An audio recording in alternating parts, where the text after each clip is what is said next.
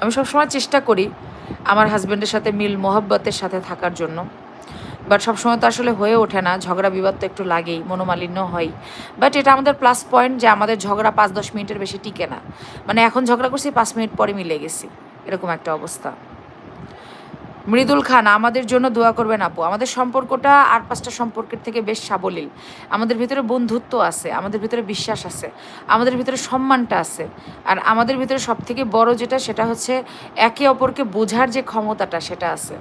So এটা অনেক বেশি মানে প্রভাবিত করে আমাদের সম্পর্ককে। যেমন ও হা করতে না করতে আমি বুঝতে পারি যে ও কী বলতে চাচ্ছে আমাকে। ও কোনো কিছু সম্পর্কে বলতে না বলতে আমি বুঝি যে ও কী খেতে চাচ্ছে, কী খাবার আজকে ওকে রান্না করে দিলে ও খুশি হবে। সো এগুলো আমাদের ভিতরে একটা আন্ডারস্ট্যান্ডিং আছে আর কি, বন্ডিং আছে।